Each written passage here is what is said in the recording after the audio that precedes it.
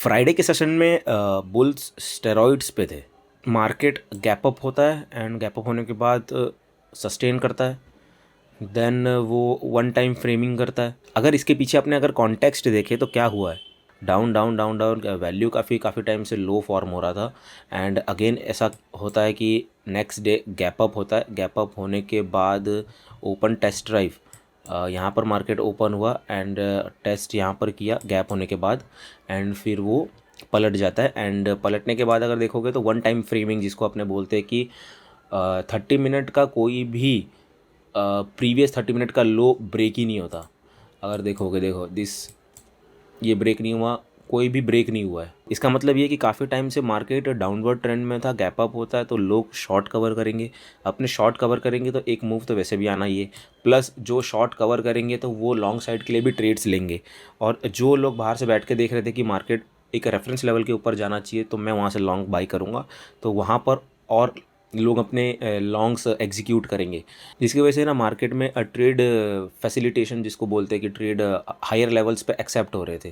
तो जिस किसी ने भी यहाँ पर शॉर्ट किया होगा उसका अकाउंट तो टकला हो गया होगा, क्योंकि अगर सिर्फ प्राइस के पॉइंट ऑफ व्यू से अगर देखो तो काफ़ी लोग यहाँ पर आएंगे कि यहाँ पर कहीं ना कहीं शॉर्ट करेंगे एंड दे विल एक्सपेक्ट कि मार्केट यहाँ पर गैप फिल करना चाहिए, बट वो कभी होगा ही नहीं क्योंकि उनको पीछे का कॉन्टेक्स्ट ही नहीं पता। अगर इसको वॉल्यूम ऑर्डर फ्लो के पॉइंट ऑफ व्यू से अगर देखें तो उस दिन तो मैं ट्रेड में अवेलेबल ही नहीं था ट्रेडिंग करने के लिए उस दिन, बट ये मेरा फेवरेट एक सेटअप जैसा कह सकते हो कि मार्केट गैप अप होगा, ठीक है। गैप अप होने के बाद एक स्ट्रॉन्ग कैंडल के साथ with good aggressive buying market sustain कर जाएगा।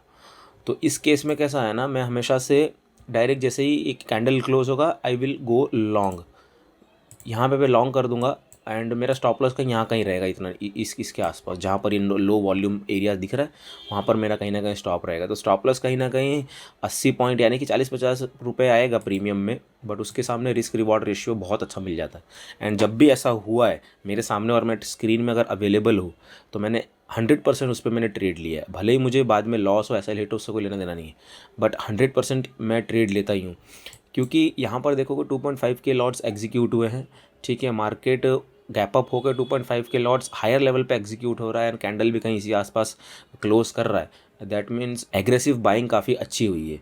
एंड यहाँ पर क्लोज होते ही अपने या फिर इसका हाइट ब्रेक करते ही अपने बाई कर सकते एंड स्टॉप लॉस कहीं रेफरेंस लेवल जैसे कि ये लाइन हो गया या फिर ये जो लो वॉल्यूम एरियाज जहाँ पर वॉल्यूम बराबर ट्रेड हुआ ही नहीं है तो वहाँ पर कहीं ना कहीं अपने स्टॉप लॉस रख सकते हैं एंड वहाँ से स्टॉप लॉस रख के जो भी आपका रेफरेंस लेवल आता है आगे का ऊपर का उस वहाँ पर लॉन्ग्स एग्जिट कर सकते हैं। तो मेरा फर्स्ट या सेकंड वीडियो मैंने बोला था कि ये जो एक एक्सपेक्टेशन थी कि ये जो हाइज़ है ये क्लियर होने चाहिए, ये जो फेल्ड ऑक्शन एरिया है जैसे कि ये एरिया क्लियर होना चाहिए तो नेक्स्ट डे वो क्लियर कर दिया, बट नेक्स्ट डे भी क्लियर किया तो उन्होंने फेल्ड ऑक्शन करके क्लियर किया तो ये एरिया भी विजिट होना चाहिए विदिन 4 to 5 वर्किंग डेज। तो ये एरिया तो दूसरे दिन ही विजिट हो गया। ये एरिया विजिट हो गई, अब बारी बची इस एरिया की, ये within 4 to 5 working days trading session में विजिट होना चाहिए। तो 1 2 3 4 5, तो पाँचवा ट्रेडिंग सेशन जो है उसमें ये एरिया विजिट कर दिया। तो ये जितने भी फेल्ड ऑक्शन एरिया है 4 to 5 ट्रेडिंग सेशन में विजिट होना चाहिए, बट ये कोई कंपलसरी रूल नहीं है। बट इसके सामने अगर आप अपने कॉन्टेक्स्ट अगर ऐड करके देखें कि पीछे का कॉन्टेक्स्ट क्या है, मार्केट कहाँ ओपन हो रहा है with respect to its previous day value area and वहाँ पर एक्सेप्टेंस आ रही है कि नहीं आ रही है, ट्रेड किस तरीके से आ रहा है, फ्लो क्या आ रहा है ऑर्डर्स का, क्या ऑर्डर्स का जिस तरीके से फ्लो हो रहा है वहाँ पर एक्सेप्टेंस आ रही है कि नहीं आ रही, वो देख के अगर अपने ट्रेड ले सकते हैं तो अच्छा रिस्क रिवॉर्ड उस दिन मिलता।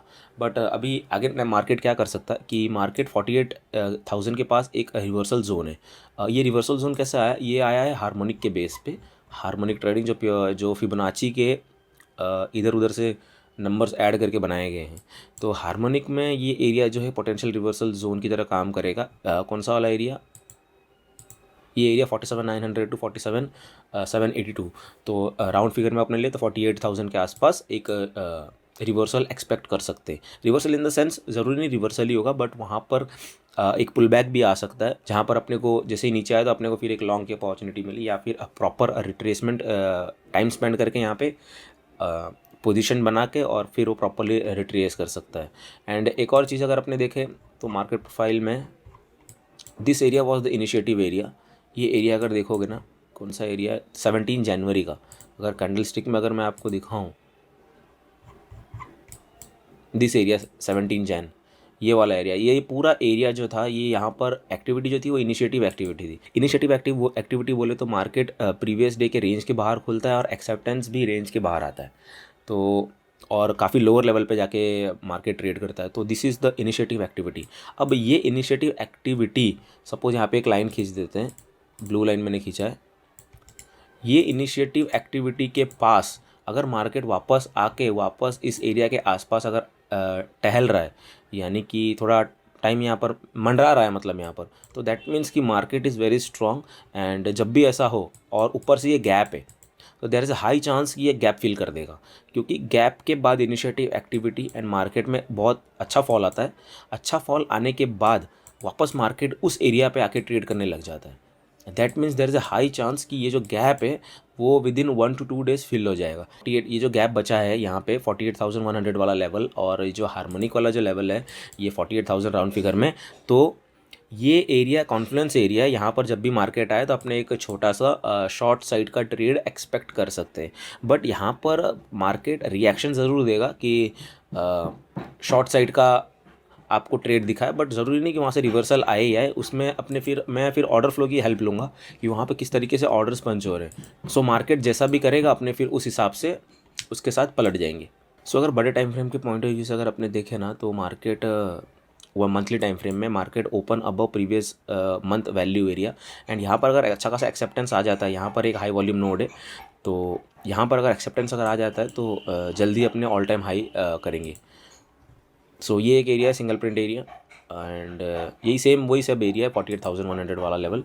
तो ये 48,000 जो एक एरिया है बहुत इंपॉर्टेंट रेफरेंस लेवल है।